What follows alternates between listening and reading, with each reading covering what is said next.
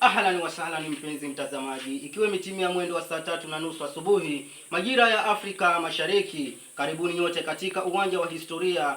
Leo basi nikiwa na sura tofauti hapa, nitaweza kuwapa chance waweze kutambulisha majina yao, alafu nitaendelea kutoka hapo. Sehemu ya kwanza, mimi naitwa Anderson Mwambire. Sehemu ya pili, Salma Mbato. Kama mlivyosikia majina yao, huyu ni Anderson Mwambire, alafu huyu ni Salma Mbato. Nilikuwa nakuuliza bwana Anderson Mwambire, kuhusiana na uchaguzi ambao tayari ulipita mwaka 2007. Unajua mimi nilikuwa bado niko mdogo, nilikuwa bado natambaa, lakini nikisoma mabuku ya historia yanasema kuwa hali ilikuwa mbaya sana. Wengi waliweza kufariki wa Kenya na wengine wakaweza kujeruhiwa. Je, ni kweli ama ni propaganda? Hiyo ni kweli kabisa, kwa sababu wakati huo kulikuwa kumewaka moto kabisa. Mpaka kukaja yule Kofi Annan na kuna mwingine anaitwa John Kufuor ndio walikuja kutuliza hali hapa Kenya. Pengine nikuulize bwana Anderson Mwambire, wale watu ambao umewataja walikuwa wanatoka nchi gani? Wale wote wawili walitoka sehemu za Ghana. Walikuwa wanatoka sehemu za Ghana. Na kuna wawili pengine umeweza kuwasahau. Kuna mwingine alikuwa anatoka Tanzania kwa jina la Benjamin William Mkapa. Aliweza kufika nchini Kenya. Alafu kuna huyu mama mwingine kwa jina la Grace Machel Mandela.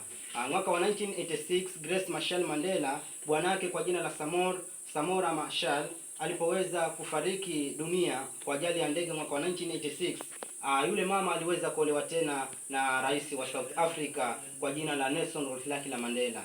Kwa hivyo Grace Machel Mandela aliweza kufika pia nchini Kenya mwaka wa 2007 ili kuweza kutuliza hali, kwa sababu nchini Kenya kama ulivyosema kilikuwa kimewaka moto.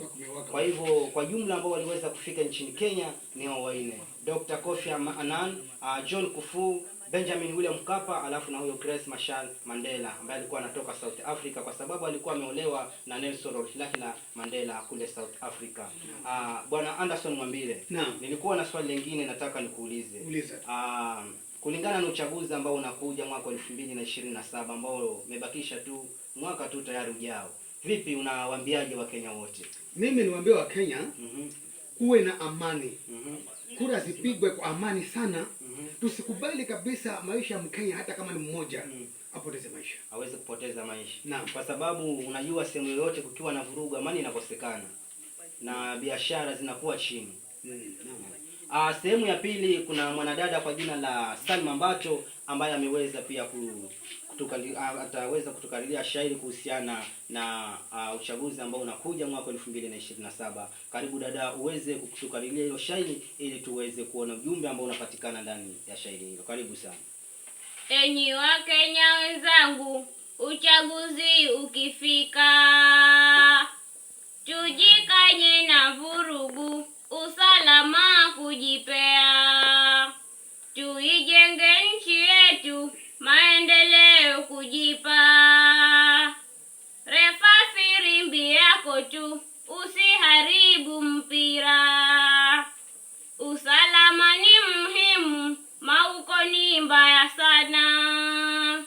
Wakati wa PNU ODM mambo mbaya, wengi walitua chatu, wengine walisirima.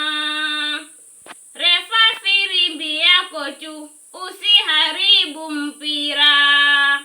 Pia shairi ambalo mwanadada kwa jina la Salma Mbato ameweza kulikariri, pia vile vile linasisitiza tuwe na amani, kwa sababu tukiangalia kibwagizo kinasema hivi: refa firimbi yako tu, usiharibu mpira. Amani ni muhimu sana. Mtunzi wa shairi hilo ni Philosopher Mbato ambaye ni mimi mwenyewe. Muwe na siku njema mashabiki wangu, na Mwenyezi Mungu awabariki.